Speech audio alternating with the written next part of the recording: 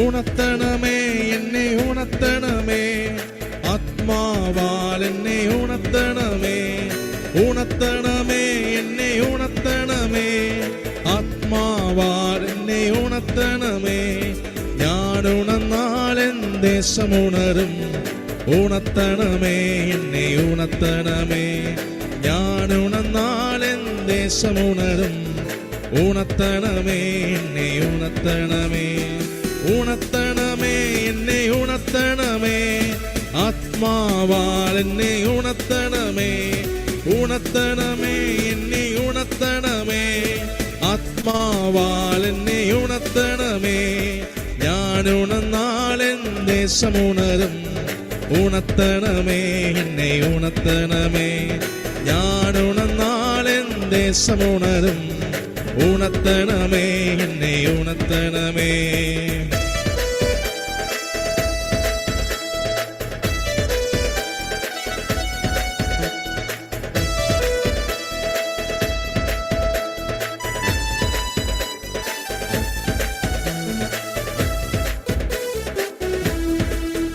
N ഭവനമാകും ജെറുസലേമും ഉണരും, ആത്മാവാൽ ഉണരും.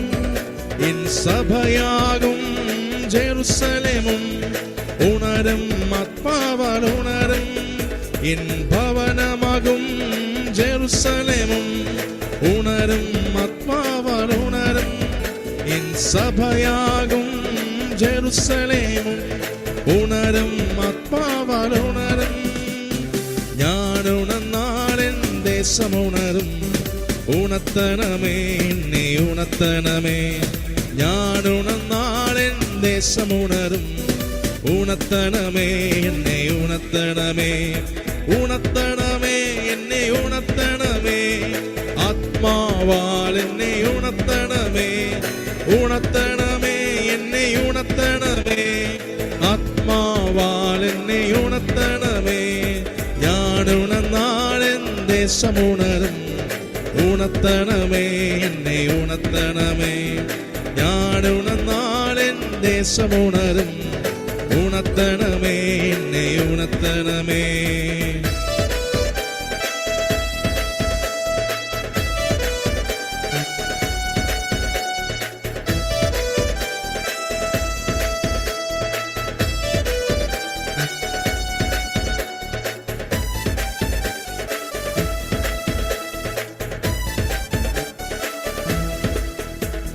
പാപത്തിലുറങ്ങും മാനവരെല്ലാം ഉണരും, ആത്മാവാൽ ഉണരും. പാപം വളർത്തും കോട്ടകളെല്ലാം തകരും, ആത്മാവാൽ തകരും. പാപത്തിലുറങ്ങും മാനവരെല്ലാം ഉണരും, ആത്മാവാൽ ഉണരും. പാപം വളർത്തും കോട്ടകളെല്ലാം തകരും, ആത്മാവാൽ തകരും. ഞാൻ ഉണർന്നാൽ എൻ ദേശമുണരും. ഉണർത്തണമേ എന്നെ ഉണർത്തണമേ, ഞാൻ ഉണർന്നാൽ എൻ ദേശമുണരും. ഉണർത്തണമേ എന്നെ ഉണർത്തണമേ. ഉണർത്തണമേ എന്നെ ഉണർത്തണമേ, ആത്മാവാൽ എന്നെ ഉണർത്തണമേ. ഉണർത്തണമേ എന്നെ ഉണർത്തണമേ, ആത്മാവാൽ എന്നെ ഉണർത്തണമേ. ഞാൻ ഉണർന്നാൽ എൻ ദേശമുണരും. ഉണർത്തണമേ എന്നെ ഉണർത്തണമേ, ഞാൻ ഉണർന്നാൽ എൻ ദേശമുണരും. ഉണർത്തണമേ എന്നെ ഉണർത്തണമേ. ഹല്ലേലൂയ.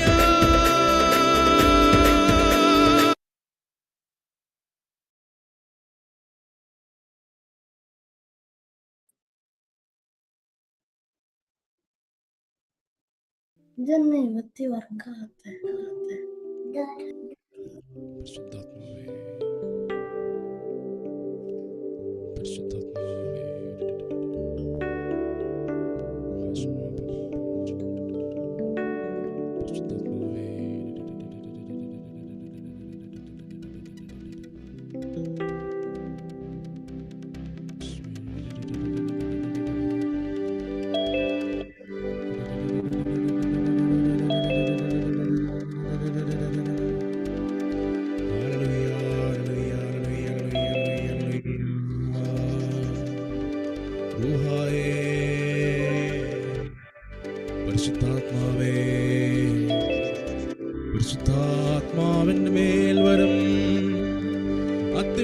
ശക്തി എന്റെ മേലാവസിക്കും.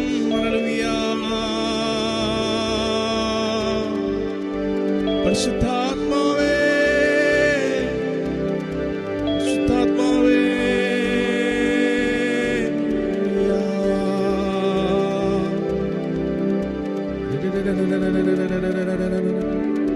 പരിശുദ്ധാത്മാവേ ഉണർത്തണമേ. ഹല്ലേലൂയ, ഹല്ലേലൂയ, ഹല്ലേലൂയ.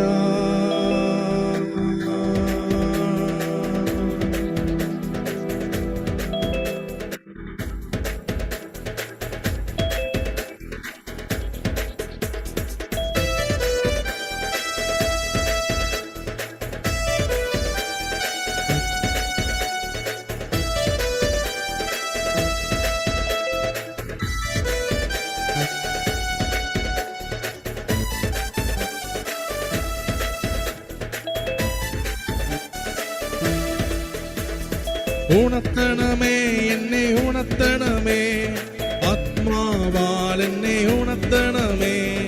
ഉണർത്തണമേ എന്നെ ഉണർത്തണമേ, ആത്മാവാൽ എന്നെ ഉണർത്തണമേ.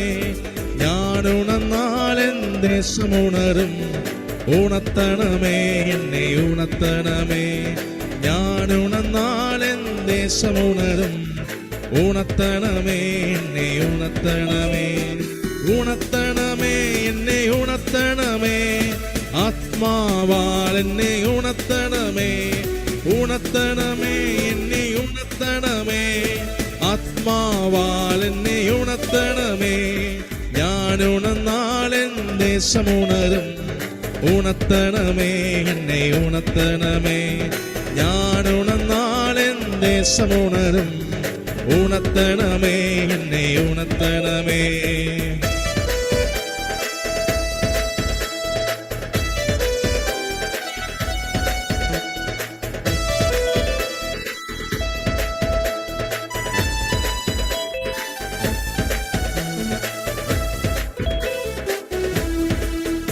എൻ ഭവനമാകും ജെറുസലേമും ഉണരും, ആത്മാവാൽ ഉണരും.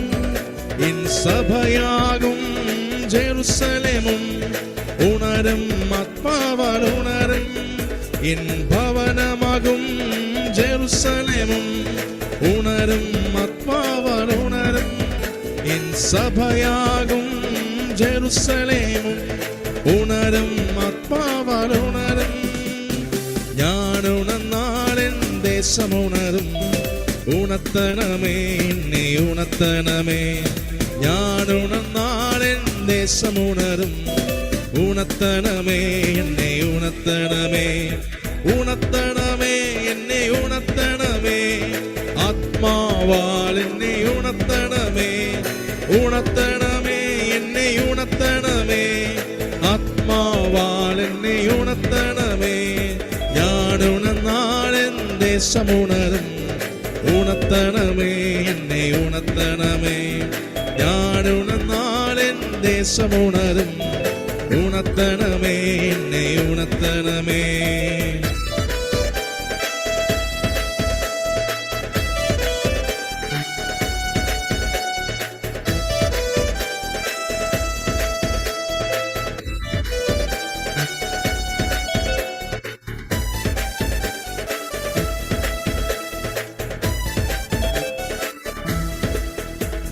പാപത്തിലുറങ്ങും മാനവരെല്ലാം ഉണരും, ആത്മാവാൽ ഉണരും. പാപം വളർത്തും കോട്ടകളെല്ലാം തകരും, ആത്മാവാൽ തകരും. പാപത്തിലുറങ്ങും മാനവരെല്ലാം ഉണരും, ആത്മാവാൽ ഉണരും. പാപം വളർത്തും കോട്ടകളെല്ലാം തകരും, ആത്മാവാൽ തകരും. ഞാൻ ഉണർന്നാൽ എൻ ദേശമുണരും. ഉണർത്തണമേ എന്നെ ഉണർത്തണമേ, ഞാൻ ഉണർന്നാൽ എൻ ദേശമുണരും. ഉണർത്തണമേ എന്നെ ഉണർത്തണമേ. ഉണർത്തണമേ എന്നെ ഉണർത്തണമേ, ആത്മാവാൽ എന്നെ ഉണർത്തണമേ. ഉണർത്തണമേ എന്നെ ഉണർത്തണമേ, ആത്മാവാൽ എന്നെ ഉണർത്തണമേ. ഞാൻ ഉണർന്നാൽ എൻ ദേശം ഉണരും.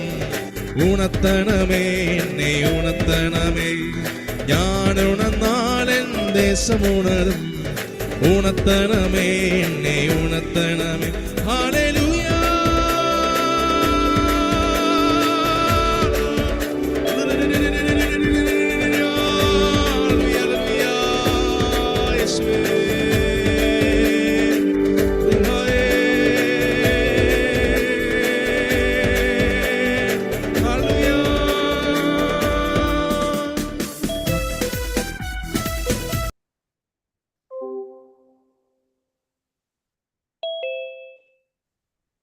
സഹോദരങ്ങളെ, എല്ലാവർക്കും യേശുക്രിസ്തുവിന്റെ വലിയ നാമത്തില് സ്നേഹവന്ദനം അറിയിക്കുകയാണ്. നാം എല്ലാവരും കാത്തിരുന്ന അനുഗ്രഹീത നിമിഷത്തിലേക്ക് പ്രവേശിക്കുകയാണ്. നമുക്കറിയാം, ഗൾഫ് രാജ്യങ്ങള് ഈ ദിവസങ്ങളിൽ അനുഭവിക്കുന്നതായ വിഷമതകള്, പ്രയാസങ്ങള്, സങ്കടങ്ങൾ, പലതരത്തിലുള്ളതായ പ്രതിസന്ധികളിലൂടെയാണ് നമ്മളിപ്പോൾ കടന്നു പോകുന്നത്. നമുക്ക് തന്നെ നിശ്ചയമില്ല ഇതെന്തായി തീരുമെന്ന്. ഓരോ ദിവസവും ശുഭപ്രതീക്ഷകൾ വരുമെങ്കിലും പിന്നീട് വീണ്ടും മോശമായ കാര്യങ്ങളാണ് എല്ലായിടത്തും സംഭവിക്കുക. പലരുടെയും ഉറക്കങ്ങൾ പോലും നഷ്ടപ്പെട്ടു പോകുന്നുണ്ട്. മറ്റു പലരുടെയും ജോലികൾ നഷ്ടപ്പെട്ടു പോകുന്നു. ചിലരോടൊക്കെ 3 മാസത്തോളം ലീവ് എടുക്കാൻ ആവശ്യപ്പെട്ടിട്ടുണ്ട്. ചിലരെയൊക്കെ ഇപ്പം ഒഴിവാക്കാനുള്ള ശ്രമം നടത്തുന്നുണ്ട്. അങ്ങനെ എല്ലാ തരത്തിലും പ്രതിസന്ധികളിലൂടെ കടന്നു പോകുമ്പോൾ നമുക്ക് തന്നെ നിശ്ചയമില്ല എന്ത് ചെയ്യണമെന്ന്. ഈ പ്രതിസന്ധിയിലാണ് കഴിഞ്ഞ ദിവസം ബാബാ തിരുമേനി ഞാൻ വിളിക്കാനിടയായി. പിതാവ് കേട്ട മാത്രമേ തന്നെ ഒത്തിരി സങ്കടത്തോടെ, വിഷമത്തോടെ, ഒന്നും വിഷമിക്കേണ്ട, ഞങ്ങളുടെ എല്ലാവരുടെയും പ്രാർത്ഥന നിങ്ങളുടെ കൂടെ ഉണ്ടാകുമെന്ന്. ആ ദിവസങ്ങൾ തന്നെ പിതാവ് നമുക്കൊരു അനുഗ്രഹപ്രദമായ ഒരു സന്ദേശം, ഒരു വോയിസ് മെസ്സേജ് തന്നല്ലോ. നമ്മളെല്ലായിടത്തും അത് കേട്ടു. അതിനുശേഷം വീണ്ടും പിതാവ് ഇടയ്ക്ക് അന്വേഷിച്ചു എങ്ങനെയാ സിറ്റുവേഷൻ എന്ന്. ഇവിടെ മോശമാണ് എന്ന് പറഞ്ഞപ്പോൾ പിതാവ് പറഞ്ഞു, നമുക്കൊരു കാര്യം ചെയ്യാം, നമുക്ക് 2 ദിവസത്തെ ദൈവത്തിന്റെ വചനം കേൾക്കുവാനായിട്ട് നമുക്കൊരു ക്രമീകരണം ചെയ്യാമെന്ന്. വാസ്തവത്തിൽ ഞങ്ങൾ ആഗ്രഹിച്ചു. അഭിനന്ദനായ പിതാവിന്റെ ഒരു ക്രമീകരണത്തിൽ ലഭിക്കുമ്പോൾ അത് നന്നായിരിക്കുമെന്ന്. അതുകൊണ്ട് ബാബാ തിരുമേനിയോട് ആവശ്യപ്പെട്ടു, സാധിക്കുമെങ്കിൽ ബഹുമാനപ്പെട്ട പൂർണ്ണത്തിലച്ഛനെ ഒന്ന് തരാമോ എന്ന്. ഞാൻ നേരിട്ട് വിളിച്ചപ്പോൾ എന്റെ ഫോൺ വിദേശത്തായതുകൊണ്ട് കിട്ടിയില്ല. ബാബാ തിരുമേനി എന്നെ വിളിച്ച് പറഞ്ഞു, അദ്ദേഹം സ്ഥലത്തിൽ ഓസ്ട്രേലിയയിലാണ്, സാരമില്ല, ഞാൻ വിളിച്ച് ക്രമീകരിച്ച് തരാം, അച്ഛൻ മുന്നോട്ട് പോയിക്കൊള്ളുക എന്ന്. അങ്ങനെയാണ് ഇന്നും നാളെയും 2 ദിവസം ബഹുമാനപ്പെട്ട പൂർണ്ണത്തിലച്ഛന്റെ വചന സന്ദേശം നമുക്ക് ലഭിക്കാനിടയായത്. ബാബാ തിരുമേനിയോട് ഞങ്ങൾ ഏറെ കടപ്പെട്ടിരിക്കുന്നു. പ്രത്യേകിച്ച് ഗൾഫ് രാജ്യങ്ങളിലുള്ള ഞങ്ങളുടെ പ്രിയപ്പെട്ട സഹോദരങ്ങളോട് അഭിനന്ദ പിതാവ് കാണിക്കുന്ന അഗൈതമായ സ്നേഹത്തിന്, കരുതലിന് വളരെ പ്രത്യേകമായി നന്ദി പറഞ്ഞുകൊണ്ട് പിതാവിന്റെ ആമുഖ സന്ദേശം ഞങ്ങൾ എല്ലാവരും കാതോർക്കുകയാണ്. പിതാവിന്റെ വാക്കുകൾക്കായിട്ട് ഞങ്ങൾ ആഗ്രഹിക്കുന്നുണ്ട്. പിതാവേ, പ്ലീസ്.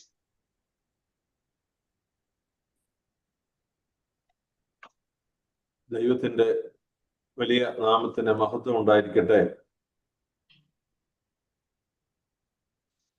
കേൾക്കാമോ? കേൾക്കാം പിതാവേ. വന്യനായ തുണ്ടിയത്ത് ജോൺ കോറപ്പിസ്കോപ്പ, പ്രിയപ്പെട്ട ഡാനിയലച്ചൻ, ഈ പ്ലാറ്റ്ഫോമിൽ ഇപ്പോൾ പ്രവേശിച്ചിരിക്കുന്ന വാത്സല്യമുള്ള സഭാമക്കളെ, നിങ്ങൾക്കെല്ലാവർക്കും നമ്മുടെ കർത്താവായ യേശുവിന്റെ നാമത്തിൽ സ്നേഹ വന്ദനം അറിയിക്കുന്നു. നമ്മുടെ കർത്താവിന്റെ അനുഗ്രഹീതമായ പീഡാനുഭവത്തിന്റെ ഓർമ്മയിലേക്ക് തീവ്രമായി നാം ഏതാനും ദിവസങ്ങൾക്കുള്ളിൽ പ്രവേശിക്കുകയാണ്. നമുക്ക് വേണ്ടി പീഡകൾ സഹിച്ച്, നമുക്ക് വേണ്ടി മരിച്ച്, നമ്മെ ജീവിപ്പിക്കുവാൻ ഉത്ഥാനം ചെയ്ത് ദൈവപിതാവിന്റെ ഭവനത്തിൽ നിങ്ങൾക്കും എനിക്കും വാസസ്ഥലം ഒരുക്കി നാം അവിടെ എത്തുന്നത് വരെ കാത്തിരിക്കുന്ന നമ്മുടെ കർത്താവിൻ്റെ ആ വലിയ സ്നേഹം, ക്രിസ്തീയ വിശ്വാസത്തിന്റെ വലിയ മർമ്മമാണ് മേൽപ്പറഞ്ഞ എല്ലാ ഘടകങ്ങളും. കർത്താവ് നമുക്ക് വേണ്ടി മനുഷ്യാവതാരം ചെയ്തു എന്ന് നമുക്ക് നല്ല അറിവുണ്ട്. ചരിത്രത്തിൽ പീഡകൾ ഏറ്റുവാങ്ങിയതിനെ കുറിച്ച് വിവരണങ്ങളുണ്ട്. അവിടുന്ന് മരിച്ചു എന്നതിനെ കുറിച്ച് അടയാളപ്പെടുത്തിയിട്ടുണ്ട്. ഉദ്ധാനം ചെയ്തു എന്ന് വിശ്വാസപൂർവ്വം പ്രഘോഷിച്ച ആദിമ സഭയുടെ ചരിത്രമുണ്ട്. അവിടുന്ന് അരുളി ചെയ്ത വാക്കുകൾ അതേ വിശ്വസനീയതയിൽ ഉൾക്കൊള്ളുവാൻ നമുക്ക് കഴിയുമ്പോഴാണ് കാണാതെ തന്നെ വിശ്വസിച്ചവർ ഭാഗ്യവാന്മാർ എന്ന് അവിടുന്ന് അരുളി ചെയ്തത് പൂർത്തിയാവുക. പരിശുദ്ധ അമ്മയും എലിസബത്ത് പുണ്യവതിയും കണ്ടുമുട്ടിയപ്പോ പറഞ്ഞ ഒരു കാര്യമുണ്ടല്ലോ, നമ്മുടെ മനസ്സിൽ ഓർക്കുമല്ലോ. അത് കർത്താവ് അരുളി ചെയ്ത കാര്യങ്ങൾ നിറവേറുമെന്ന് വിശ്വസിച്ചവൾ ഭാഗ്യവതി. ജീവിതത്തിന്റെ ഭാഗ്യത്തെക്കുറിച്ച് ഉള്ള വിശേഷണമാണ്, അതിന്റെ വ്യാഖ്യാനമാണ്. കർത്താവ് അരുളി ചെയ്തിട്ടുണ്ടോ അത് നടക്കുക തന്നെ ചെയ്യും. കർത്താവ് നമുക്ക് നൽകിയൊരു വാഗ്ദാനമുണ്ട്, I shall not leave you orphans. കർത്താവ് ശാരീരികമായി അവരിൽ നിന്ന് മറയുമ്പോൾ ശിഷ്യന്മാരോട് പറഞ്ഞതാണ്, ഞാൻ നിങ്ങളെ അനാഥരായി വിട്ടുകളയില്ല. വെള്ളം വീഞ്ഞാക്കിയ കർത്താവ് തന്നെയാണ് ഇത് പറഞ്ഞതെന്ന് ഓർക്കണം. വിശ്വാസയോഗ്യമാണ് അവിടുത്തെ വാക്കുകൾ. അനാഥരായി വിട്ടുകളയാത്ത ദൈവം, നമ്മെ കൂടെ ഇരുത്തുന്ന ആ ദൈവം, അത് മരണത്തിനോ കഷ്ടപ്പാടിനോ ഒന്നും നമ്മെ അവിടുത്തെ ഈ ഒരു വാഗ്ദാനത്തിൽ നിന്ന് മാറ്റി നിർത്താനാവില്ലല്ലോ. പൗലോസ്ലീഹ ചോദിക്കുന്നില്ലേ, നമ്മുടെ കർത്താവായ യേശു ക്രിസ്തുവുമായുള്ള ബന്ധത്തിൽ നിന്ന് ആർക്ക് എന്നെ വേർപെടുത്താൻ കഴിയും? ഒരു നീണ്ട നിര സ്ലീഹ മുന്നോട്ട് വയ്ക്കുന്നു. ജീവിതത്തിന്റെ പരിപരുത്ത യാഥാർത്ഥ്യങ്ങളാണ്. രോഗം, ക്ലേശം, പട്ടിണി, മരണം, വാള്, പരിഹാസം എല്ലാം ഒരു മനുഷ്യന് പടിപടിയായി ലഭിക്കാവുന്ന സകല ദയനീയ ഭാവങ്ങളെ കുറിച്ചും സ്ലീഹ പറയുന്നു.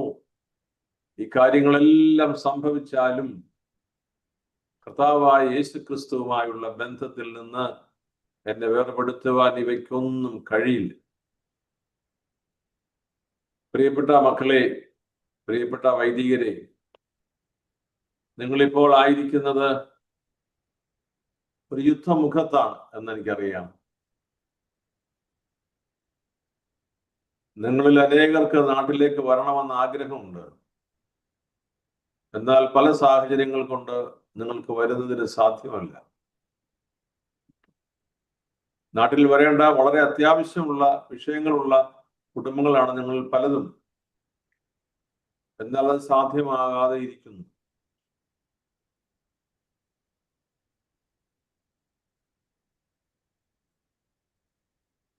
നമുക്ക് നമ്മുടെ ദൈവത്തെക്കുറിച്ച് തെറ്റിദ്ധാരണ ഉണ്ടാകാൻ സാധ്യതയുള്ള ദിനങ്ങളിലാണ് നമ്മൾ കഴിയുക. ദൈവം നമ്മെ കരുതുന്നില്ലേ? ദൈവം നമ്മെ പരിപാലിക്കുന്നില്ലേ? നമ്മുടെ വേദന അവിടുന്ന് തിരിച്ചറിയുന്നില്ലേ എന്നൊക്കെ മനുഷ്യ മനസ്സിൽ ഉയരാവുന്ന ചോദ്യങ്ങളാണ്. നിയമാവർത്തന പുസ്തകത്തിന്റെ 10-ാം അധ്യായം 14-ാമത്തെ വാക്യത്തില് ഇപ്രകാരം നമ്മൾ വായിക്കുന്നു. നിയമാവർത്തന പുസ്തകം 10-ാം അധ്യായം 14-ാമത്തെ വാക്യം, ആകാശവും ആകാശങ്ങളുടെ ആകാശവും ഭൂമിയും അവയിലുള്ള സമസ്തവും നിന്റെ ദൈവമായ കർത്താവിൻ്റെതാണ്. എങ്കിലും കർത്താവ് നിങ്ങളുടെ പിതാക്കന്മാരിൽ സംപ്രീതനായി അവരെ സ്നേഹിക്കുകയും അവർക്ക് ശേഷം അവരുടെ സന്തതികളായ നിങ്ങളെ ഇന്നും നിങ്ങളായിരിക്കുന്നത് പോലെ മറ്റെല്ലാ ജനങ്ങൾക്കും ഉപരിയായി തെരഞ്ഞെടുക്കുകയും ചെയ്തു. ആകയാൽ ഹൃദയം തുറക്കുവീൻ, ഇനിമേൽ ദുശാഠ്യക്കാരായിരിക്കരുത്.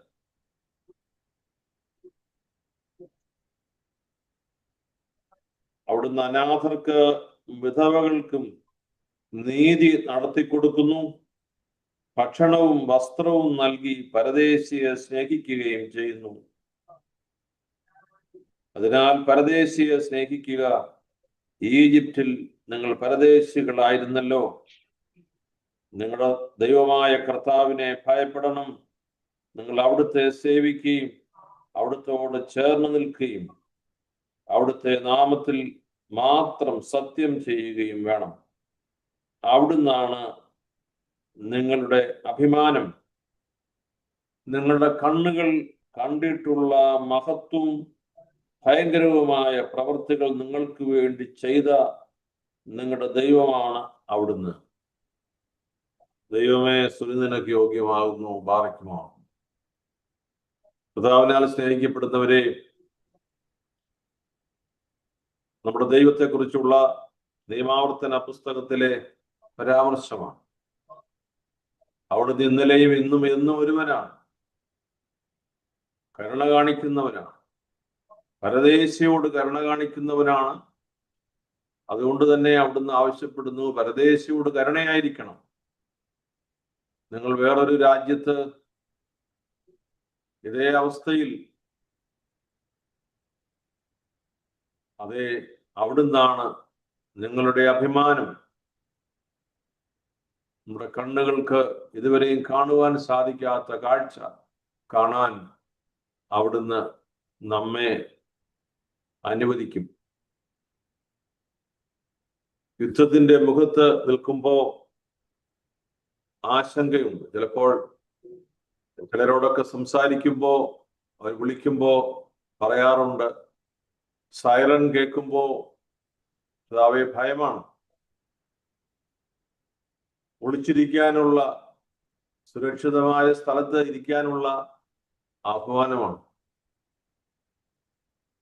ഒന്ന് കഴിയുമ്പോ അടുത്ത സൈറൻ വരുമ്പോ വീണ്ടും ഇത് തന്നെ ആവർത്തിക്കുന്നു. നമ്മുടെ കർത്താവിൽ ആശ്രയിച്ച് നമുക്ക് മുൻപോട്ട് പോകാം. അവിടുന്നാണ് നമ്മുടെ അഭിമാനം. നാം ഓർത്തിരിക്കുക, രോഗത്തിനോ പരിഹാസത്തിനോ ഒറ്റപ്പെടലിനോ യുദ്ധത്തിനോ വാളിനോ മരണത്തിനോ ഒന്നും കർത്താവായ യേശു ക്രിസ്തുവുമായുള്ള നമ്മുടെ ബന്ധത്തിൽ നമ്മെ വേർപെടുത്തുവാൻ ഒന്നിനും കഴിയുന്നതല്ല എന്ന് ശ്ലീഹ പഠിപ്പിക്കുന്നത് അവിടുത്തെ മഹത്വത്തെ കുറിച്ച് ശ്ലീഹ ബോധ്യപ്പെട്ടതുകൊണ്ടാണ്. ദോഷമായി നമ്മോടൊന്നും ചെയ്യാത്ത നമ്മുടെ ദൈവം. യുദ്ധം മനുഷ്യന്റെ ദുരാഗ്രഹത്താൽ സംഭവിക്കുന്ന കാര്യമാണല്ലോ. ദൈവത്തിന്റെ പദ്ധതിയിൽപ്പെട്ടതല്ലല്ലോ യുദ്ധം. മനുഷ്യന്റെ മനസ്സ് ജീർണിക്കുന്നത് കൊണ്ടുണ്ടാകുന്ന അപജയമാണല്ലോ. യുദ്ധത്തിന്റെ കെടുതി അനുഭവിക്കുന്ന, നേരിട്ട് അനുഭവിക്കുന്ന എത്രയോ കുഞ്ഞുങ്ങൾ നമ്മുടെ ചുറ്റുപാടുമുണ്ട്. കൊടുന്നനവേ ഇല്ലാതായി പോകുന്ന എത്രയോ കുടുംബങ്ങൾ ഞങ്ങളുടെ ചുറ്റുപാടുമുള്ള രാജ്യങ്ങളിലുണ്ട്. അവരുടെ ഒന്നും മതം നോക്കിയോ ജാതി നോക്കിയോ ഒന്നും അല്ലല്ലോ നാം വിലയിരുത്തേണ്ടത്. ദൈവത്തിന്റെ ആത്മാവുള്ള മക്കളാണ് സകലരും. പ്രകാരമുള്ള മനുഷ്യനീതിക്ക് ചേരാത്ത പ്രവൃത്തികൾ പരിശുദ്ധ പിതാവ് ഇന്നലെയും ഓർമ്മപ്പെടുത്തി. അതിൽ നിന്നെല്ലാം പിന്മാറണം. പ്രാർത്ഥനയിൽ ഭരണാധികാരികൾക്ക് വിവേകം ഉണ്ടാകുവാൻ നമുക്ക് അപേക്ഷിക്കാം. ദൈവത്തിന്റെ ആത്മാവ് അവരിൽ പ്രവർത്തിക്കട്ടെ. പ്രിയപ്പെട്ട മക്കളെ, നിങ്ങളെ എല്ലാവരെയും ഓർത്ത് പ്രാർത്ഥിക്കുന്നുണ്ട്. നമ്മുടെ നാട്ടിൽ സഭയില് ഒരുമിച്ച് കൂടുന്ന അവസരങ്ങളിലെല്ലാം നമ്മുടെ ഗൾഫിലെ നിങ്ങളെ എല്ലാവരെയും ഓർക്കുകയും പ്രത്യേകം പരസ്യമായി തന്നെ പ്രാർത്ഥിക്കുകയും ചെയ്യുന്നുണ്ട്.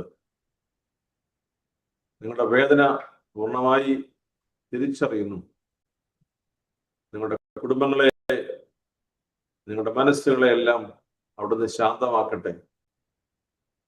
ബന്ധനായ ജോൺ തൊണ്ടിയത്ത് കോറപ്പിസ്കോപ്പാച്ചനോട് പറഞ്ഞു, നമ്മുടെ എല്ലാ കുടുംബങ്ങളും അല്പ അസ്വസ്ഥതയിലാണ്.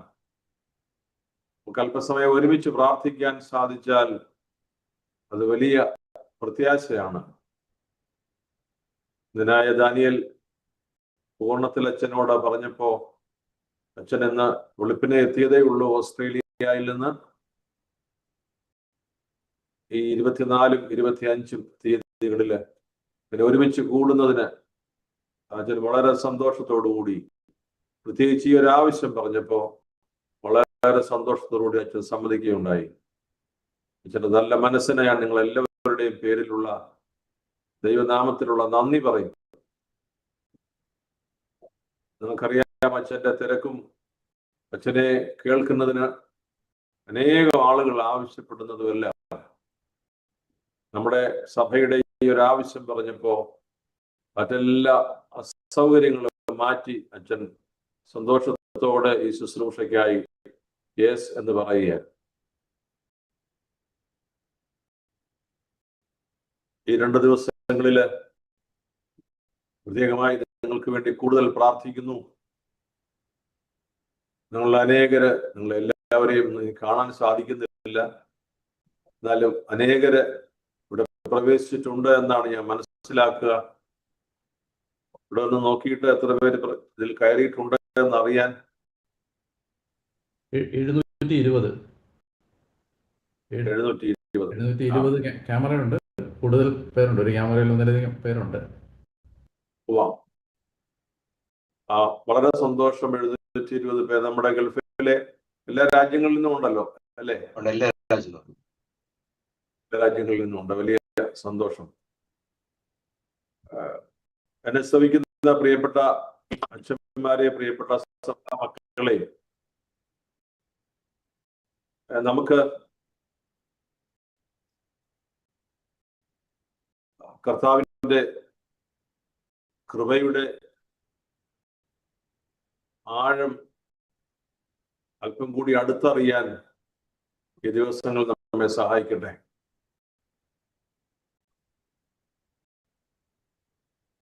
നിങ്ങളുടെ കുടുംബങ്ങളിലെ പ്രാർത്ഥന നിങ്ങൾക്ക് വലിയ ബലം തരട്ടെ. നിങ്ങളുടെ ക്ലേശങ്ങൾക്ക് അവിടുന്ന് അയവ് വരുത്തട്ടെ. വേഗത്തിൽ യുദ്ധം അവസാനിക്കുന്നതിനും യുദ്ധം മൂലമുണ്ടായ കെടുതികൾ ഏറ്റവും വേഗത്തിൽ നമുക്ക് അത് സ്വാതന്ത്ര്യമായി മാറുന്നതിനും പരിശുദ്ധാത്മാവ് സഹായിക്കട്ടെ. ഇന്നലെ ഒരു IFS ഉദ്യോഗസ്ഥൻ എന്നോട് സംസാരിച്ചപ്പോൾ പറഞ്ഞു, നമ്മുടെ ആളുകൾ മനസ്സിലാക്കുന്നില്ലെന്നേ ഉള്ളൂ, ഇതിന്റെ ഏറ്റവും വലിയ കെടുതി വരാൻ പോകുന്നത് ഇന്ത്യക്കാണ് എന്ന്. വളരെ തിരിച്ചറിവുള്ള, ലോകപരിചയമുള്ള ഒരു IFS ഉദ്യോഗസ്ഥനാണ്. അദ്ദേഹത്തിന്റെ റിഫ്ലക്ഷനിൽ അദ്ദേഹം പറഞ്ഞതാണ്, ദൂരെ ഏതോ സ്ഥലത്ത് ഒരു യുദ്ധം നടക്കുന്നു എന്ന ലാഘവമല്ലല്ലോ, നമ്മുടെ കുടുംബങ്ങളിൽ നിന്ന് അവിടെ ആയിരിക്കുന്ന നിങ്ങളെ കുറിച്ച് ഓർക്കുമ്പോൾ നിങ്ങൾ എല്ലാവരെയും പ്രാർത്ഥനയിൽ ചേർത്ത് വെച്ച് ദൈവസമക്ഷം പ്രാർത്ഥിക്കുന്നു. അസ്വസ്ഥരാകരുത്, ദൈവത്തിൽ വിശ്വസിക്കുവിൻ, നമ്മുടെ കർത്താവിലും വിശ്വസിക്കുവിൻ, അവിടുന്ന് ദോഷമായിട്ടൊന്നും നമ്മോട് ചെയ്യുകയില്ല.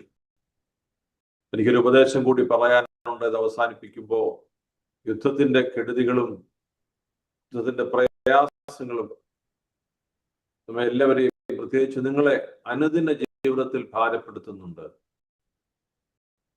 ഓരോ ദിവസത്തെയും വാർത്തകൾ മറ്റുള്ളവർക്ക് സമ്മാനിക്കുന്നതിനേക്കാൾ വലിയ ഭാരം നിങ്ങൾക്ക് സമ്മാനിക്കുന്നുണ്ട്. ഞങ്ങൾക്ക് ഇന്ന് ഇവിടെ കിട്ടിയ അറിയിപ്പ് അനുസരിച്ച് 5 ദിവസത്തേക്ക് ഒരു വെടിനിർത്തൽ എന്നാണ് ഇവിടെയൊക്കെ പറയുന്നത്. ഇത് ശരിയാണോ എന്നറിയാവുന്നത് നിങ്ങൾക്കാണ്. അതേസമയം വൈകുന്നേരത്തെ ന്യൂസിൽ കണ്ടു ബഹ്റിനില് വീണ്ടും അവിടെ വലിയ ആക്രമണം നടന്നു എന്ന്. 5 ദിവസത്തേക്ക് യുദ്ധമില്ല എന്ന് പറഞ്ഞ് അതിന്റെ മഷി ഉണങ്ങുന്നതിന് മുൻപ് വലിയ ആക്രമണ വാർത്തയാണ് കേൾക്കുക. ഭരണാധികാരികൾക്ക് വേണ്ടി പ്രാർത്ഥിക്കുന്നു. വിവേകവും ദൈവഭയവും ഉണ്ടാകാൻ വേണ്ടി നമുക്ക് പ്രാർത്ഥിക്കാം. ഈ ക്ലേശകരമായ സന്ദർഭത്തിൽ അസ്വസ്ഥരായിരിക്കുമ്പോൾ പ്രിയപ്പെട്ട സഭാമക്കളെ എനിക്ക് പറയാനുള്ളത്, നമ്മുടെ കൂട്ടായ്മകളൊക്കെ സ്നേഹത്തിൻ്റെയും ബന്ധത്തിൻ്റെയും കരുതലിൻ്റെയും ദൈവഭയത്തിൻ്റെയും എല്ലാം കൂട്ടായ്മകൾ ശക്തമായി മുൻപോട്ട് പോകണം.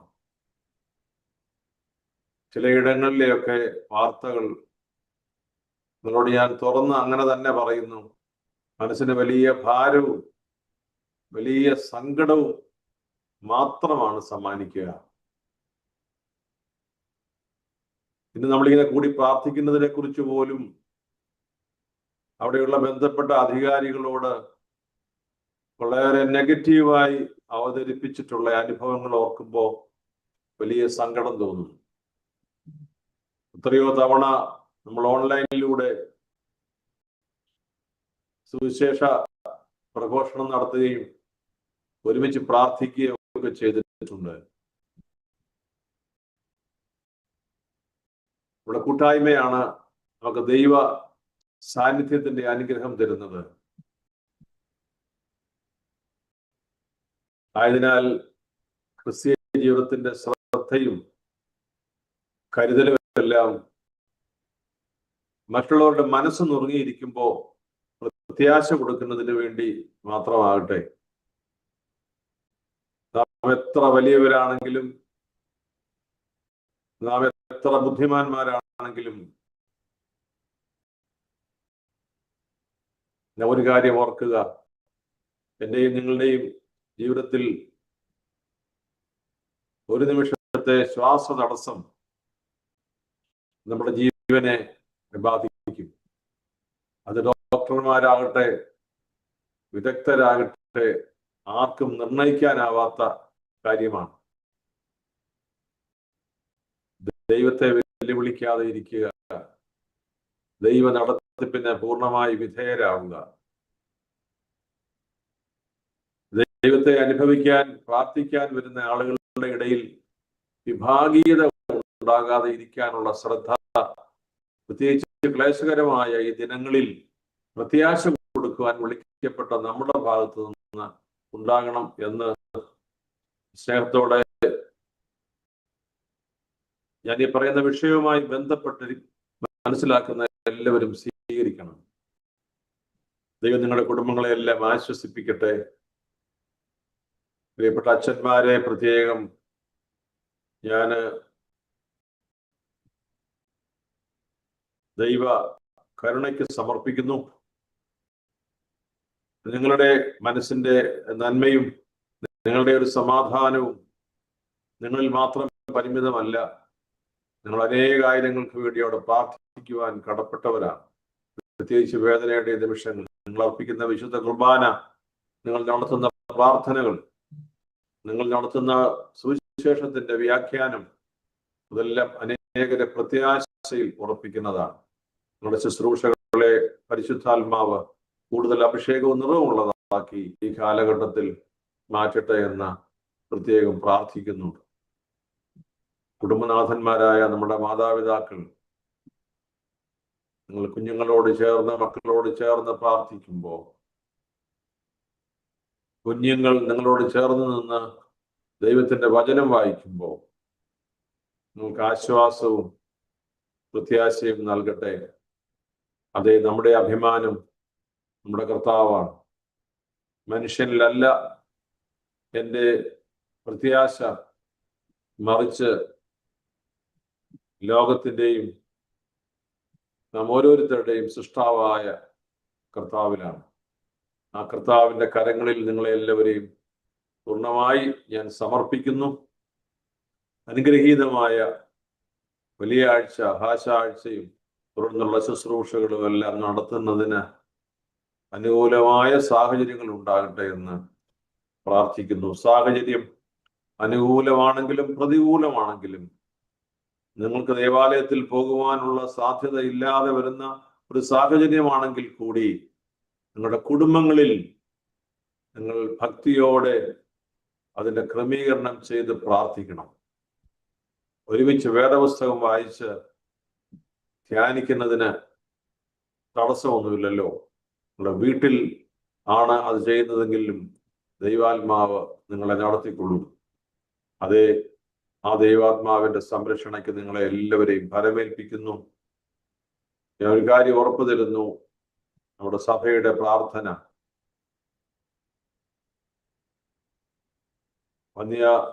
അന്യൻ മറിവാനിയോസ് പിതാവിന്റെ കബറിങ്കലെ നിങ്ങളെക്കുറിച്ചുള്ള ഓർമ്മ അതുണ്ട് എന്നത് ഞാൻ നിങ്ങൾക്ക് ഉറപ്പു തരുന്നു. നമ്മുടെ പിതാവ് സ്വർഗത്തിൽ നിന്ന് നമുക്ക് വേണ്ടി, നമ്മുടെ കുടുംബങ്ങൾക്ക് വേണ്ടി മാധ്യസ്ഥം വഹിക്കട്ടെ. എല്ലാവരെയും യേശുവിന്റെ നാമത്തിൽ അഭിവാദ്യം ചെയ്യുന്നു. ദൈവത്തിന്റെ അനുഗ്രഹങ്ങൾ ഈ സന്ധിയിൽ, പ്രത്യേകിച്ച് നമ്മുടെ ഈ സുവിശേഷ ശുശ്രൂഷയിൽ എപ്പോഴും കൂടെ ഇരിക്കട്ടെ എന്ന് പ്രാർത്ഥിച്ച് എല്ലാ നന്മകളും നേരുന്നു. എൻ്റെ വാക്കുകളെ ഞാൻ അവസാനിപ്പിക്കുന്നു. ദൈവ തിരുനാമത്തിന് എന്നും മഹത്വം ഉണ്ടായിരിക്കട്ടെ. ആമീൻ. താങ്ക് യു ബാബ പിതാവേ. ഞങ്ങൾ തന്ന ആശ്വാസത്തിന്റെ നല്ല വചനത്തിന് ഏറെ സന്തോഷം.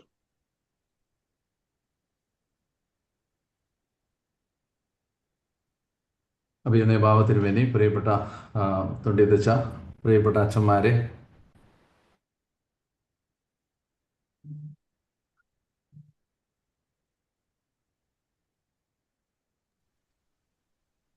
പ്രിയപ്പെട്ടവരെ, നിങ്ങളെ എല്ലാവരെയും ഈ ഒരു സന്ദർഭത്തിൽ കാണാനും സംസാരിക്കാനും കഴിയുന്നതിൽ ഞാൻ കർത്താവിന് നന്ദി പറയുന്നു.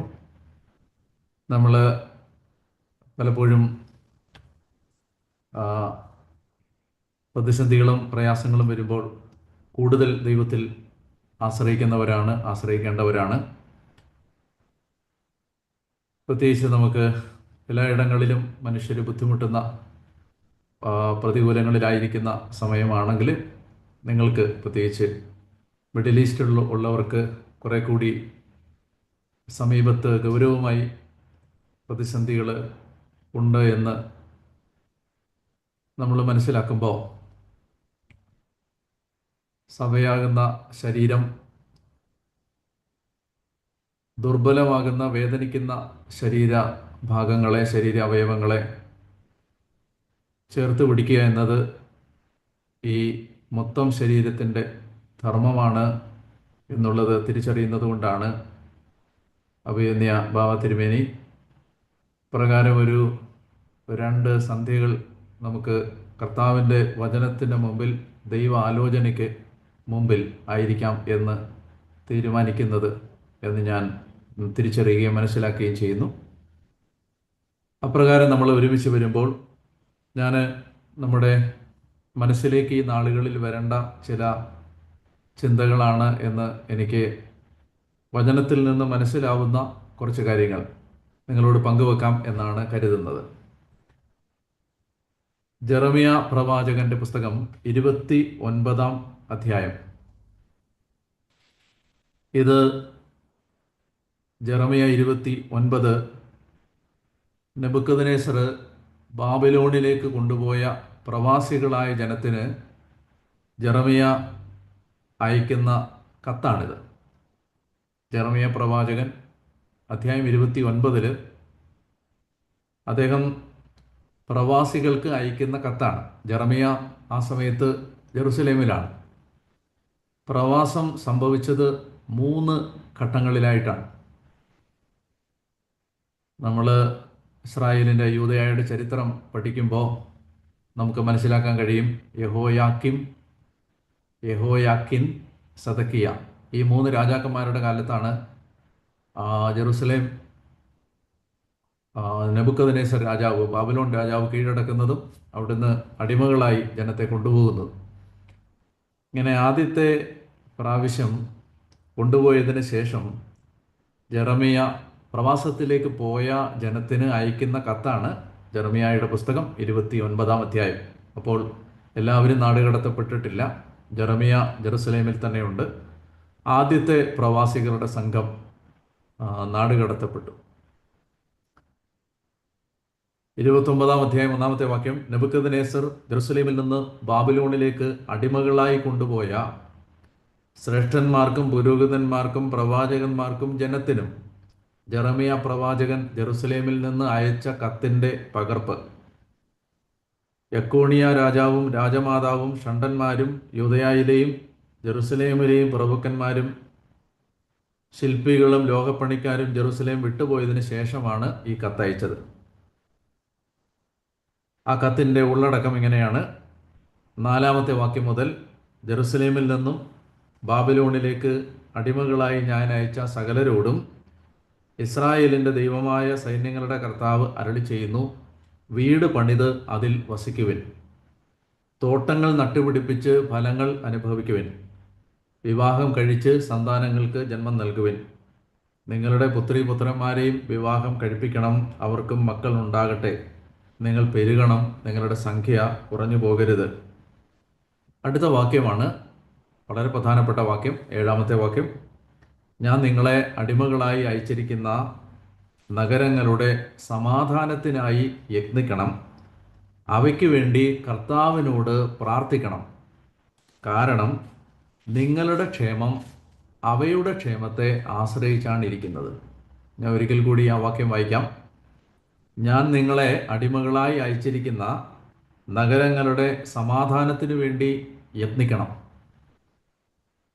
ഞാൻ നിങ്ങളെ അയച്ചിരിക്കുന്ന നഗരങ്ങൾക്ക് വേണ്ടി കർത്താവിനോട് പ്രാർത്ഥിക്കണം, കാരണം നിങ്ങളുടെ ക്ഷേമം അവയുടെ ക്ഷേമത്തെ ആശ്രയിച്ചാണ് ഇരിക്കുന്നത്. വചനം പറയുകയാണ്, ദൈവം നമ്മളെ അയച്ചിരിക്കുന്ന, പ്രവാസികളായി അയച്ചിരിക്കുന്ന ആ നാടിൻ്റെ ക്ഷേമത്തിന് വേണ്ടി നമ്മൾ കർത്താവിനോട് പ്രാർത്ഥിക്കണം. ഈ ഒരു സന്ദർഭം, ഈ ഒരു ദൈവകൽപ്പന കുറെ കൂടി ഗൗരവമായി നിങ്ങൾ എടുക്കാനുള്ള സമയമാണ് എന്ന് ഞാൻ ഓർമ്മിപ്പിക്കാൻ ആഗ്രഹിക്കുന്നു. നമ്മൾ നമ്മുടെ കുടുംബങ്ങൾക്ക് വേണ്ടി പ്രാർത്ഥിക്കും, നമ്മുടെ പ്രിയപ്പെട്ടവർക്ക് വേണ്ടി പ്രാർത്ഥിക്കും, ഇടവകയ്ക്ക് വേണ്ടി പ്രാർത്ഥിക്കും. പക്ഷേ അതിനപ്പുറത്ത് നമ്മൾ ചെന്ന് പാർക്കുന്ന നഗരങ്ങളുടെ, രാജ്യങ്ങളുടെ ക്ഷേമത്തിന് വേണ്ടിയുള്ള പ്രാർത്ഥന ഇത്തരം സന്ദർഭങ്ങളിലാണ് കുറെ കൂടി സജീവമാകുന്നത്.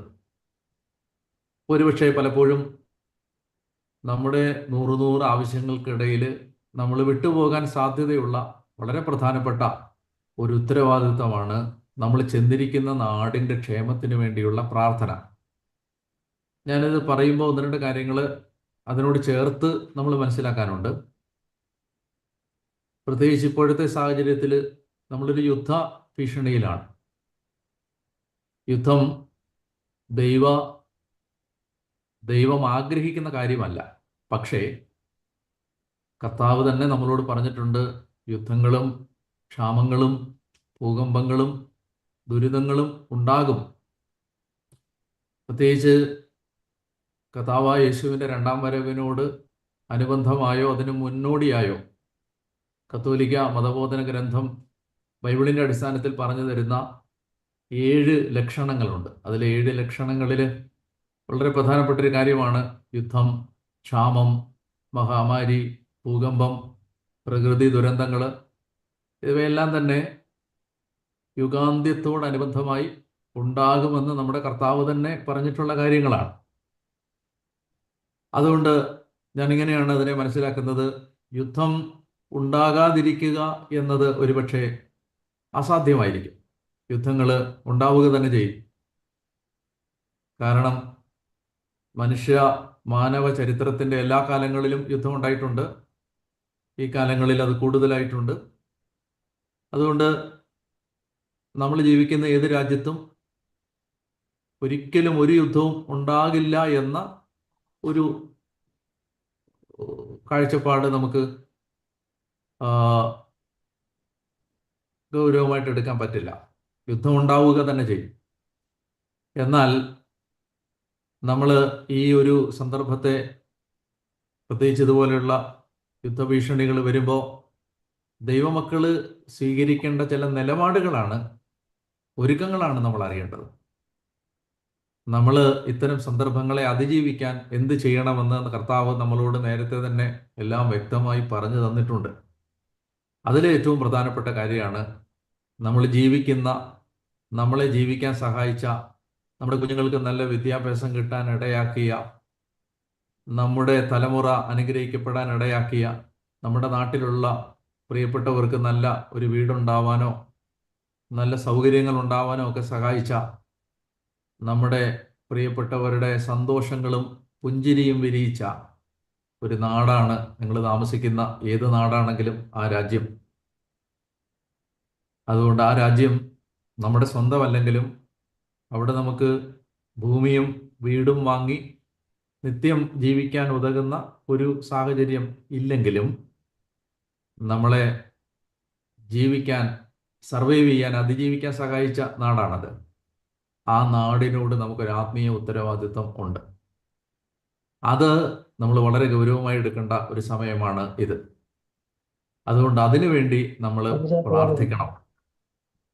അപ്പോൾ ആ നാടിൻ്റെ ഐശ്വര്യത്തിന് വേണ്ടി പ്രാർത്ഥിക്കാൻ ദൈവം നമുക്ക് തരുന്ന അനുകൂലമായ ഒരു സമയമാണ് ഈ സമയമെന്ന് തിരിച്ചറിയാൻ ഒന്നാമതായിട്ട് എനിക്ക് ഓർമ്മിപ്പിക്കാനുള്ളത് അതാണ്. ഞാൻ ഈ ദിവസങ്ങളിൽ മെൽബണിലായിരുന്നു. അപ്പോൾ അവിടെ കുറേയധികം സഹോദരങ്ങൾ ആ രാജ്യത്തിന് വേണ്ടി പ്രാർത്ഥിക്കുന്നവരെ ഞാൻ കണ്ടു. ഒരു 4 ചെറുപ്പക്കാർ എന്ന് പറഞ്ഞാൽ തീരെ ചെറുപ്പമല്ല, ഒരു 40കളിലുള്ള ആളുകൾ. അവരൊരു 4 പേര് ഒരുമിച്ച് എൻ്റെ അടുത്ത് വന്ന് എന്നോട് പറഞ്ഞു, ഞങ്ങൾ ആഴ്ചയിൽ ഒരു ദിവസം വണ്ടിയിൽ ഞങ്ങൾ 4 പേരും കൂടി ഒരുമിച്ച് യാത്ര ചെയ്ത് ഞങ്ങൾ ഈ നഗരം ചുറ്റി കർത്താവിനെ സ്തുതിക്കുകയും വചനം വായിക്കുകയും ജപമാല ചൊല്ലുകയും ചെയ്യുന്നുണ്ട് എന്ന് പറഞ്ഞു. ഇതൊക്കെ അനുകരണീയമായ മാതൃകകളാണ്. നമ്മൾ നഗരങ്ങൾ ചുറ്റി പ്രാർത്ഥിക്കുക, നമ്മൾ ജീവിക്കുന്ന ആ ഓരോ പ്രദേശങ്ങളിൽ ചെറിയ ചെറിയ കൂട്ടായ്മകൾ ആ രാജ്യത്തിന് വേണ്ടി പ്രാർത്ഥിക്കുക, കുടുംബങ്ങളിൽ എല്ലാ ദിവസവും രാജ്യത്തിന് വേണ്ടിയുള്ള പ്രാർത്ഥനകൾ നടത്തുക. ഇത് വളരെ ഗൗരവമായ ഒരു കാര്യമാണ്. നമ്മൾ ഈ സന്ദർഭത്തിൽ ഗൗരവമായി എടുക്കേണ്ട ഒരു വിഷയമാണ്. അതാണ് എനിക്ക് എൻ്റെ മനസ്സിലേക്ക് വന്ന ആദ്യത്തെ ഓർമ്മപ്പെടുത്താൻ ആഗ്രഹിക്കുന്ന കാര്യം. രണ്ടാമത്തേത്, നമ്മൾ ഇത്തരം സന്ദർഭങ്ങളിൽ കർത്താവ് ഇതുപോലെയുള്ള പ്രതികൂലങ്ങൾ വരും എന്ന് പറഞ്ഞിട്ട് പഴയ നിയമത്തിലും പുതിയ നിയമത്തിലും ദൈവം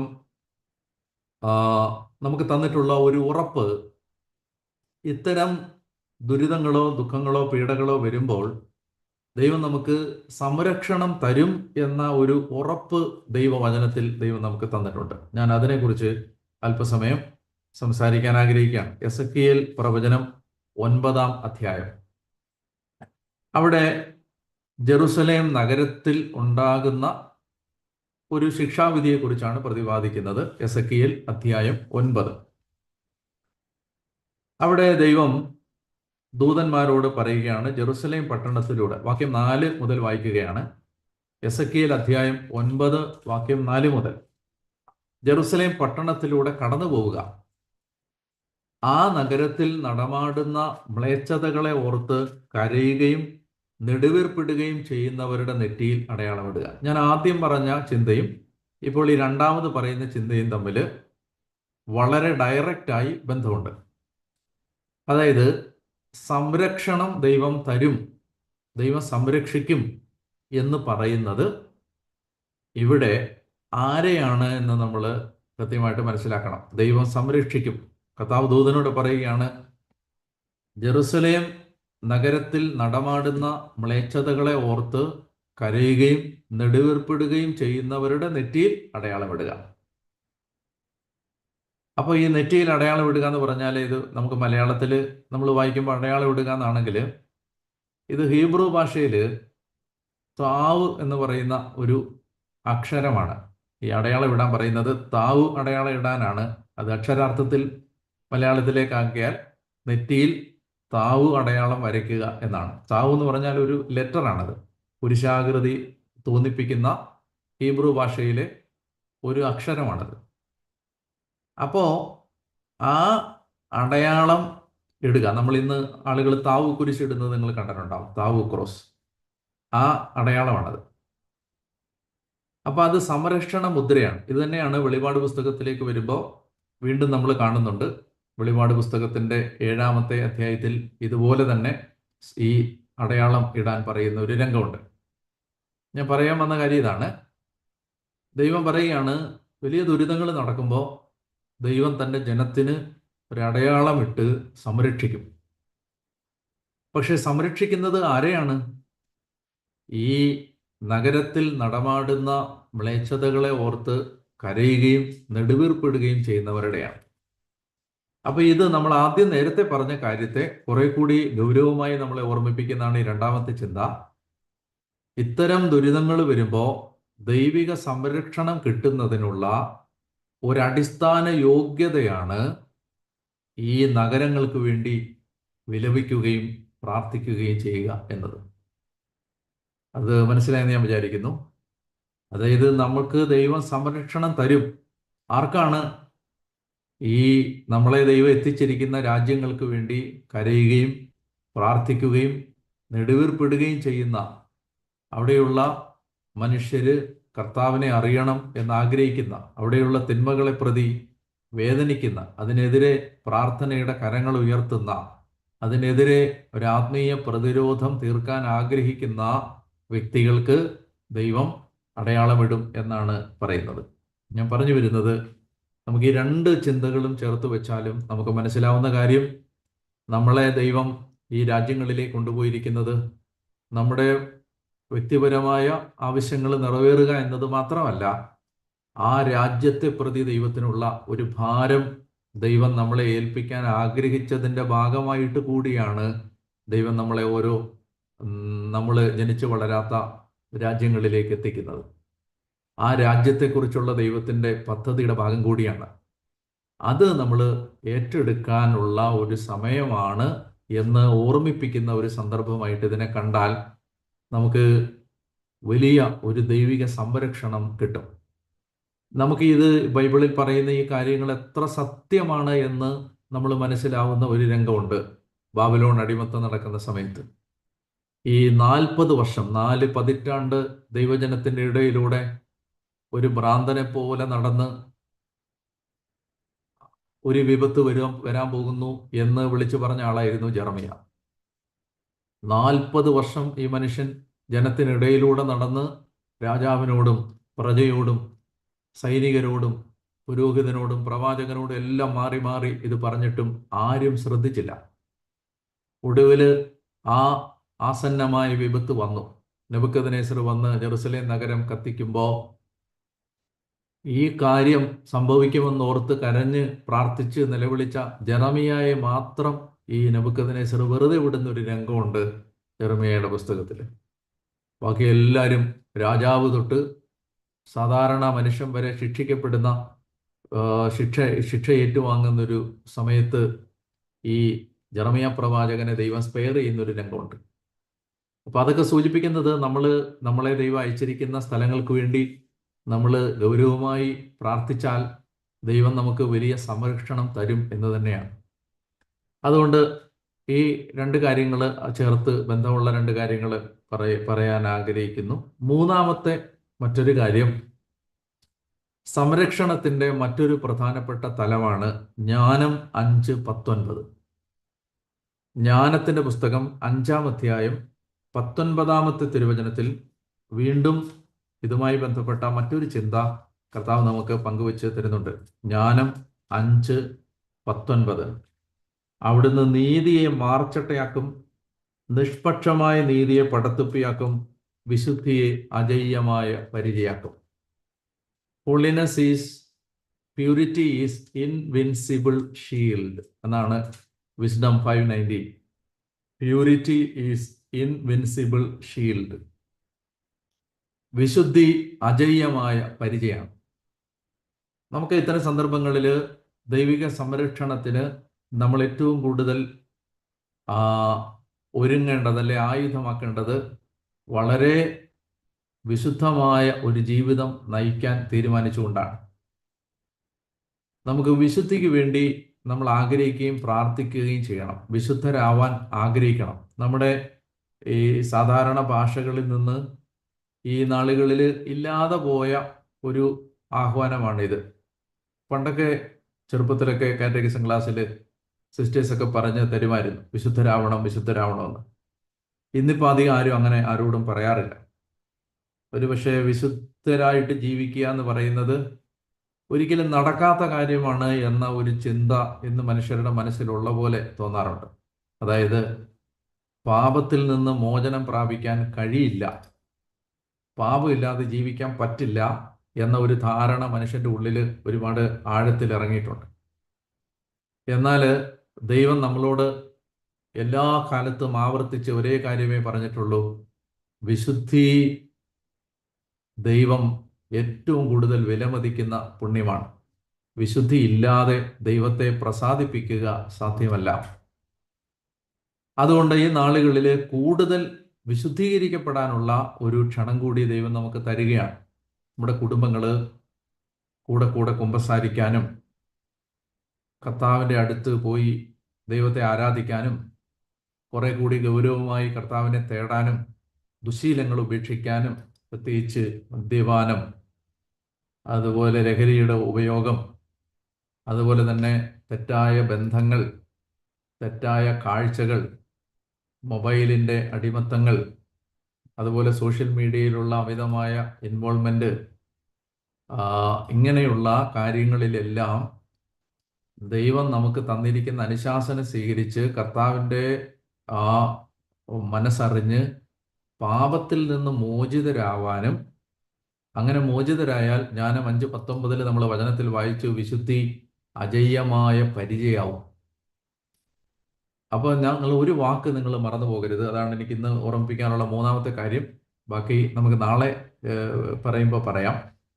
മൂന്നാമത്തെ കാര്യം ഇതാണ്, അതായത് സാക്രമെൻ്റൽ ഗ്രേസ് എന്ന് പറഞ്ഞൊരു വാക്ക് നിങ്ങൾ മറന്നു പോകരുത്. ഞാൻ ഇന്ന് പറഞ്ഞ എല്ലാ കാര്യവും മറന്നു പോയാലും നിങ്ങൾ ഈ വാക്ക് മറന്നു പോകരുത്. സാക്രമെൻ്റൽ ഗ്രേസ്, കൗദാശിക കൃപാവരം എന്ന് പറഞ്ഞാൽ കൂദാശകളിലൂടെ നമുക്ക് ലഭിക്കുന്ന കൃപ. ഇത് വളരെ പ്രധാനപ്പെട്ട ഒരു കാര്യമാണ്. നമ്മുടെ ജീവിതത്തിൽ ദൈവം നമുക്ക് വലിയ സംരക്ഷണം തരുന്നതിന് നമ്മളെ സഹായിക്കുന്ന വലിയ ഒരു കാര്യമാണ് ഈ സാക്രമെൻ്റൽ ഗ്രേസ്.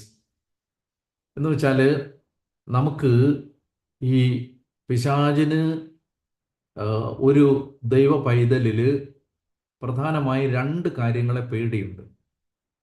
ഒന്ന്, ഒരാളിൽ പരിശുദ്ധാത്മാവ് നിറഞ്ഞു നിൽക്കുന്നെങ്കിൽ പിശാചിന് ഭയമാണ്. 2, അയാളിൽ വിശുദ്ധി ഉണ്ടെങ്കിലും പിശാചിന് ഭയമാണ്. അപ്പോൾ അതുകൊണ്ട് നമ്മൾ വിശുദ്ധിക്ക് വേണ്ടി കൗദാശിക കൃപയിൽ നിൽക്കണം. എന്ന് വെച്ചാൽ കൂടെ കൂടെ കുമ്പസാരിക്കാൻ കിട്ടുന്ന അവസരങ്ങളുണ്ടെങ്കിൽ അത് ഉപയോഗിക്കണം. ഇനി കുമ്പസാരിക്കാൻ പെട്ടെന്നൊരവസരം ഇപ്പോഴത്തെ സാഹചര്യത്തിൽ ചിലപ്പോൾ കിട്ടുന്നില്ലെങ്കിൽ നമ്മൾ കുമ്പസാരിക്കും എന്ന തീരുമാനമെടുത്ത് കർത്താവിൻ്റെ മുമ്പിൽ പ്രാർത്ഥിക്കണം. വിശുദ്ധ കുർബാനകളിൽ പങ്കെടുക്കാൻ പറ്റുമ്പോഴെല്ലാം പങ്കെടുക്കണം. ഒരു ചെറിയ പാപം ചെയ്താൽ പോലും കർത്താവിനോട് മാപ്പ് ചോദിച്ച് വിശുദ്ധിയിൽ നിൽക്കാൻ പരിശ്രമിക്കണം. തിരുവചനം നിരന്തരം വായിച്ച് വചനത്താൽ കഴുകപ്പെടണം. ഇങ്ങനെ നമ്മൾ വിശുദ്ധിയിൽ നിന്നാൽ നമുക്ക് വലിയ ദൈവിക സംരക്ഷണം കിട്ടും. വിശുദ്ധി അജയ്യമായ പരിചയമാണ്. അപ്പോൾ അതുകൊണ്ട് ഈ 3 കാര്യങ്ങൾ നിങ്ങളുടെ മനസ്സിലേക്ക്, നിങ്ങളുടെ ശ്രദ്ധയിലേക്ക് കൊണ്ടുവരാനായിട്ട് ഒരിക്കൽ കൂടി അതൊന്ന് ഓർമ്മിപ്പിച്ച് നമുക്ക് അവസാനിപ്പിക്കാം. ഒന്നാമത്തെ കാര്യം, ദൈവം നമ്മളെ അയച്ചിരിക്കുന്ന നാടിനു വേണ്ടി പ്രാർത്ഥിക്കണം. ഇന്ന് രാത്രിയിൽ ഉറങ്ങുന്നതിന് മുമ്പ്, അവിടെ എത്ര മണിയായെന്ന് എനിക്ക് അറിഞ്ഞുകൂടാ, ഇവിടെ രാത്രി 10:20 ആവുന്നു. അപ്പോൾ അവിടെ ഇന്ന് നിങ്ങൾ അത്താഴം കഴിഞ്ഞ് ഉറങ്ങുന്നതിന് മുമ്പ് അല്പസമയം നിങ്ങളെ ദൈവം എത്തിച്ചിരിക്കുന്ന നാടിനു വേണ്ടി പ്രാർത്ഥിക്കണം. അതാണ് ഞാൻ ആദ്യം പറഞ്ഞത്, ജെറമ്യാ 29 നിന്ന് നമ്മൾ കണ്ടത്. രണ്ടാമതായിട്ട് എസെക്കിയേൽ 9 നമ്മൾ കണ്ടത് ദൈവം സംരക്ഷണം തരും. അത് നഗരങ്ങളിൽ നടമാടുന്ന മ്ലേച്ഛതകളെ ഓർത്ത് കരയുകയും നെടുവീർപ്പിടുകയും ചെയ്യുന്നവർക്കാണ് ദൈവത്തിൻ്റെ സംരക്ഷണം എന്നാണ് എസെക്കിയേൽ പറയുന്നത്. അതുകൊണ്ട് നമ്മൾ നമ്മുടെ നാട്ടിൽ, നമ്മൾ ജീവിക്കുന്ന രാജ്യത്ത് വർദ്ധമാനമായിക്കൊണ്ടിരിക്കുന്ന തിന്മകളെ ദൈവസന്നിധിയിൽ സമർപ്പിച്ച് അതിൽ നിന്ന് ആ രാജ്യം മോചിപ്പിക്കപ്പെടാൻ നമ്മൾ പ്രാർത്ഥിക്കണം. പ്രത്യേകിച്ച് നമ്മൾ ഓർക്കേണ്ടത്, ഞാൻ നാളെ അത് വിശദീകരിക്കാം. അതായത് ഇത്തരം കാര്യങ്ങൾ എവിടെ വന്നാലും, ഇപ്പോൾ ഇന്ത്യയിൽ വന്നാലും, അത് UAE വന്നാലും, ബഹ്റിനി വന്നാലും, ഖത്തറി വന്നാലും, ദുബായ് വന്നാലും, എവിടെ വന്നാലും ദുരിതങ്ങൾ വരുമ്പോൾ നമ്മൾ ഓർക്കണം, ഒരു പരിധി വരെ ദൈവത്തിൻ്റെ നീതി നടപ്പാക്കലാണത്. അതുകൊണ്ട് അവിടെ തിന്മയുടെ സ്വാധീനങ്ങൾക്ക് നേരെയുള്ള ദൈവത്തിൻ്റെ നീതി നടപ്പാക്കൽ കൂടിയാണ് ഇത്തരം സഹനങ്ങൾ. അപ്പോൾ അതുകൊണ്ട് അതിൻ്റെ നിരപരാധികൾ കൂടി അതിൻ്റെ വേദന അനുഭവിക്കേണ്ടി വരുന്നു എന്ന് മാത്രം. അപ്പം നമ്മളതുകൊണ്ട് ഈ പരിഹാരവും പ്രായശ്ചിത്വവും അപേക്ഷിച്ച് നാടിനു വേണ്ടി പ്രാർത്ഥിക്കണം. അപ്പോൾ അത് നമുക്ക് വലിയ സംരക്ഷണമായിട്ട് മാറും എന്നുള്ളതാണ് ഞാൻ രണ്ടാമത് പറയാൻ ആഗ്രഹിച്ചത്. മൂന്നാമത്തേത്, ദൈവം നമുക്ക് നമ്മുടെ വ്യക്തിപരമായ വിശുദ്ധീകരണത്തിന് തരുന്ന ഒരു ഓർമ്മപ്പെടുത്തൽ കൂടിയാണിത്. സാക്രമെൻ്റൽ ഗ്രേസിൽ, കൗദാശിക കൃപയിലായിരിക്കാൻ ശ്രദ്ധിക്കുന്നത് ഈ നാളുകളിൽ നമ്മളെ വളരെയധികം സഹായിക്കും. നമ്മൾ ഈ 3 കാര്യങ്ങൾ നമ്മൾ കൃത്യമായിട്ട് ചെയ്താൽ നമുക്ക് കിട്ടുന്ന വലിയൊരു അനുഗ്രഹമാണ് ധൈര്യം. നമ്മൾ വലിയ ധൈര്യമുള്ളവരായിട്ട് മാറും. നമ്മുടെ ഉള്ളിൽ നിന്ന് ഭയം മാറും. പ്രത്യേകിച്ച് നമ്മൾ പാപം ഉപേക്ഷിച്ച് കൃപയിലേക്ക് വരുമ്പോൾ തന്നെ കിട്ടുന്ന വലിയൊരു അസറ്റാണ് ധൈര്യം. നമുക്ക് ഏത് സാഹചര്യത്തിലും നേരെ നിൽക്കാനുള്ള ഒരു ബലം ദൈവം തരും. അതുകൊണ്ട് കൂടുതൽ ആത്മീയ ബലം പ്രാപിക്കാൻ ദൈവം നിങ്ങളെ സഹായിക്കട്ടെ എന്ന് ഞാൻ പ്രാർത്ഥിക്കുന്നു. നമുക്ക് പ്രിയപ്പെട്ട അച്ഛന്മാരോട് ചേർന്ന് പിതാവിൻ്റെ ആശീർവാദത്തോടു കൂടി തന്നെ നമുക്കൊരു നിമിഷം പ്രാർത്ഥിക്കാം.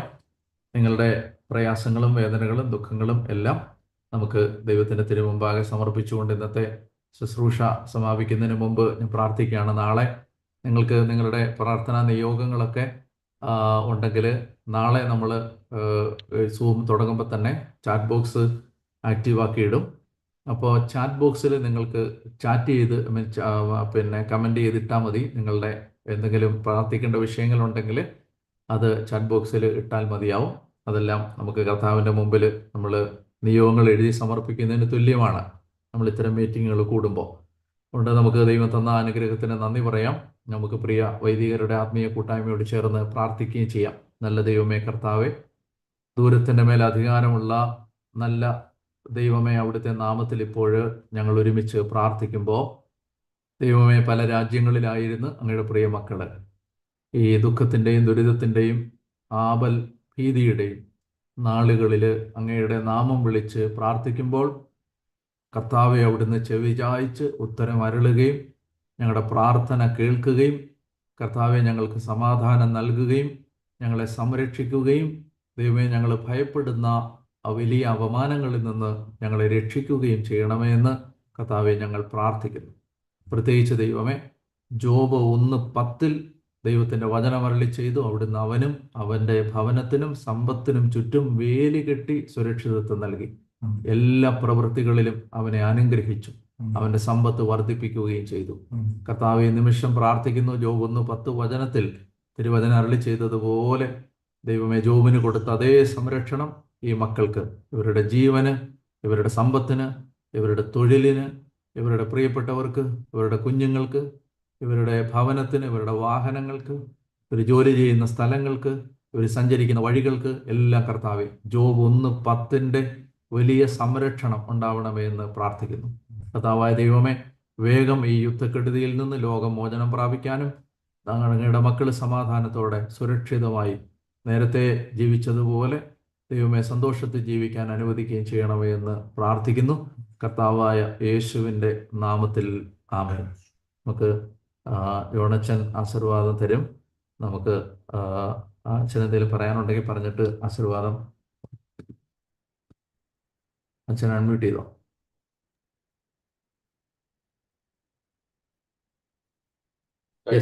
ഞങ്ങൾക്കറിയാം അച്ഛൻ ഇന്ന് ഇത്രയും കഷ്ടപ്പെട്ട് എത്തി ഉറങ്ങിപ്പോലും കാണുകയില്ലെന്ന് എനിക്കറിയാം. എങ്കിൽ പോലും അച്ഛൻ്റെ വലിയ മനസ്സാണ് ഇന്നും നാളെയുമായിട്ട് വചനം പങ്കുവെക്കുവാനായിട്ട് കഴിഞ്ഞത്. നമുക്ക് നാളെ പ്രത്യേകം പറഞ്ഞോളെങ്കിൽ പോലും ഈ നല്ല ദിവസത്തില്, പ്രത്യേകിച്ച് നാളെ വചനിപ്പ് തിരുനാൾ കൂടിയാണ്. അപ്പൊ ഈ രാത്രിയിൽ നമുക്ക് അതിനുവേണ്ടി തന്നെ പ്രത്യേകം പ്രാർത്ഥിക്കാം. വചനം ഓർമ്മിപ്പിച്ച പോലെ നമ്മുടെ രാജ്യത്തിന് വേണ്ടി പ്രാർത്ഥിക്കുന്നതോടൊപ്പം തന്നെ വചനിപ്പ് തിരുനാൾ സാധിക്കുന്ന രാത്രി 12 മണിക്ക് ശ്രീകാല ജപം കൂടി ചൊല്ലി അനുഗ്രഹം പ്രാപിക്കാൻ പ്രത്യേകം ഓർമ്മിപ്പിക്കുകയാണ്. നമുക്ക് തലകളെ വണങ്ങി ആസ്വാദം സ്വീകരിക്കാം. പിതാവായ ദൈവത്തിന്റെ സ്നേഹവും ഏകജാതന്റെ കൃപയും ആശ്വസിപ്പിക്കുന്നതായ പരിശുദ്ധാത്മാവിന്റെ സംസർഗവും ആവാസവും നാം എല്ലാവരിലും ഇന്നത്തെ വചനസന്ധിയിൽ പങ്കെടുത്ത ഓരോരുത്തരുടെ മേലും, നമുക്കായി വചനം പങ്കുവെച്ച പ്രിയപ്പെട്ട ദാനിയേലച്ചന്റെ മേലും, ഗൾഫ് രാജ്യങ്ങളിലെ എല്ലാ കുടുംബാംഗങ്ങളുടെ മേലും എപ്പോഴും എന്നേക്കും ഉണ്ടായിരിക്കുമാറാകട്ടെ. Thank you.